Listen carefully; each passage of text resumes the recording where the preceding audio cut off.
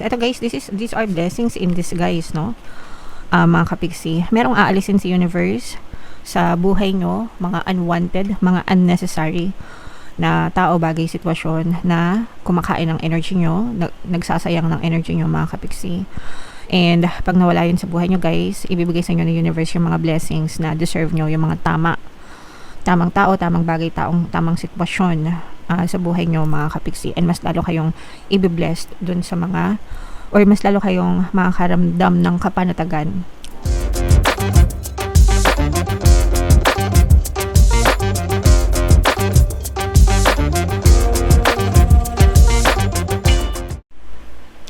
Hello guys, hello Taurus, welcome back to Pinoy Pixie Tarot. Ang pamagat ng episode natin for tonight is first half kapalaran para ngayong February 1 to 15 para sa Taurus, Sun, Moon, Rising sign and Venus. So unahin natin tong deck na to guys.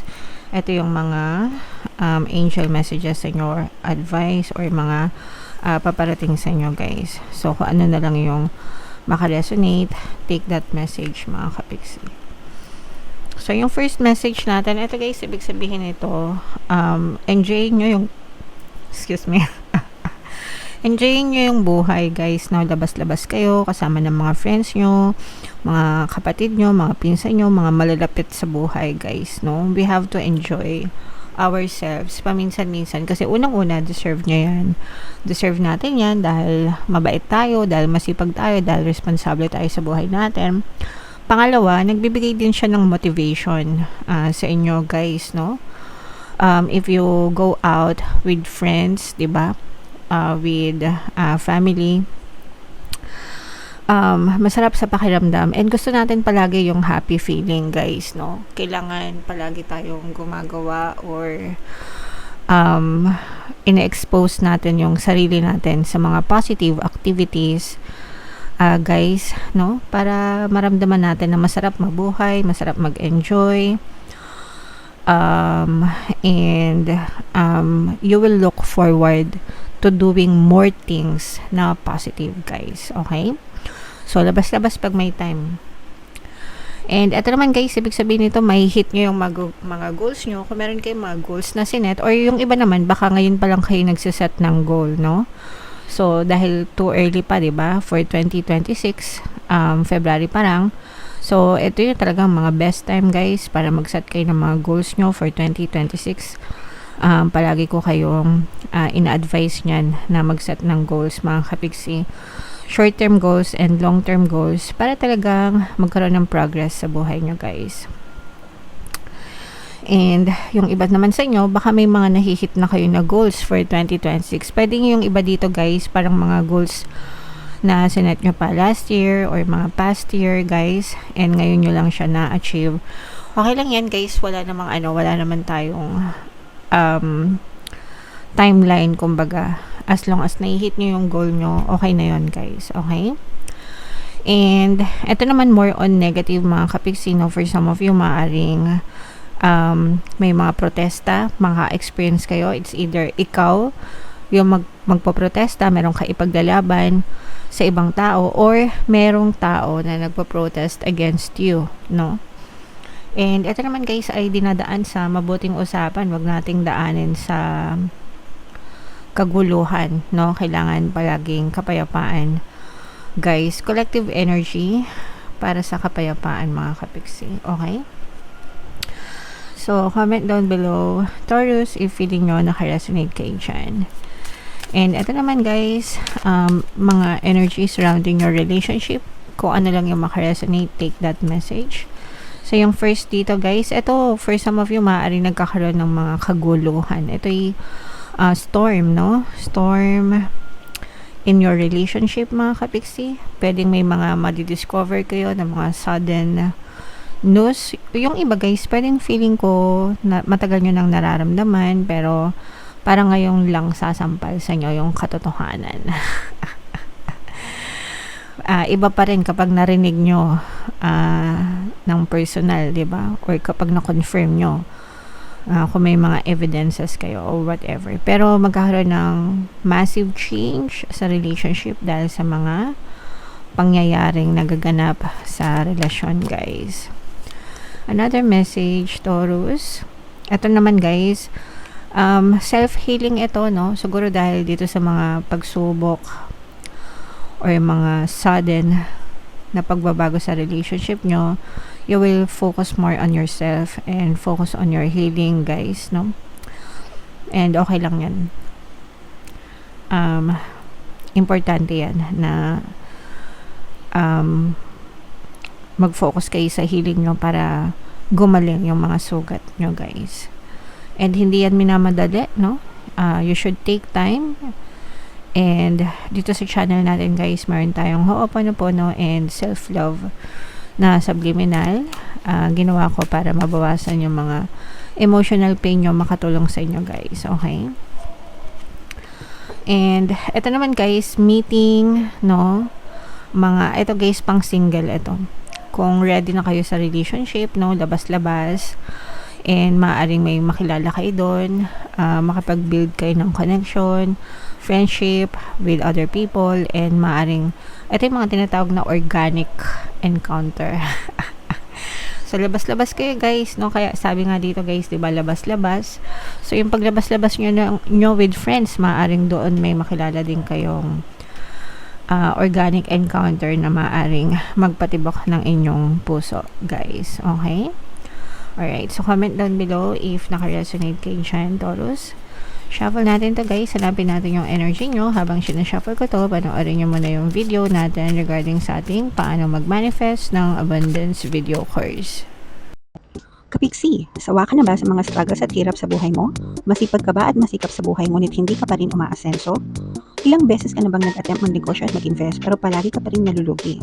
Sa pagkakataon na ito ay maaaring may subconscious beliefs ka na nagiging balakid sa iyong pag-unlad at pagyaman. Introducing, paano mag-manifest ng abundance video course. Dito ay matututunan mong ma-overcome ang mga balakid mo para tuluyan ka ng umunlad, umasenso, sumagana, maging matagumpay, successful at maswerte sa iyong kabuhayan, pera, trabaho, negosyo, salapi at kaperahan ng bonggang-bongga. Dali, mag-send na ng email sa pinoypixie@gmail.com at simulan na ang iyong pagyaman ngayon. Alright, so sa lahat ng gusto mag-avail ng course, guys, meron tayong paano mag-manifest ng abundance video course, paano mawala ang third party at magkaroon ng harmonious na relationship, paano pabalikin si ex or vice breakup. Sa mga interesado, guys, mag-send lang kayo ng email sa pinoypixie@gmail.com.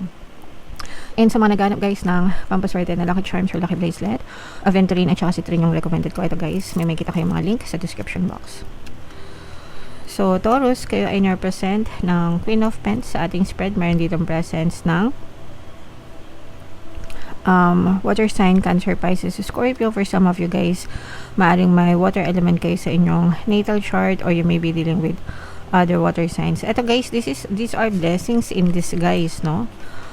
Mga kapiksi, merong aalisin si universe sa buhay nyo, mga unwanted, mga unnecessary na tao, bagay, sitwasyon na kumakain ng energy nyo, nagsasayang ng energy nyo, mga kapiksi. And pag nawala yun sa buhay nyo, guys, ibibigay sa inyo ng universe yung mga blessings na deserve nyo, yung mga tamang tao, tamang bagay, tamang sitwasyon sa buhay nyo, mga kapiksi. And mas lalo kayong i-blessed dun sa mga, or mas lalo kayong makakaramdam ng kapanatagan, kapayapaan dun sa mga bagong blessings na ibibigay sa inyo ni universe. So, medyo, ibig sabihin nito, guys, medyo makaka-experience kayo ng problema, parang problema. When in fact, kapag nalampasan nyo yung mga problema na yun, hindi talaga siya problema. Blessing yung kapalit nun sa inyo. Okay? So, wag kayo masyadong matakot or mag-worry, guys, kapag nakaka-experience kayo ng mga problema. Most of the time, guys, blessing in disguise yun. Okay?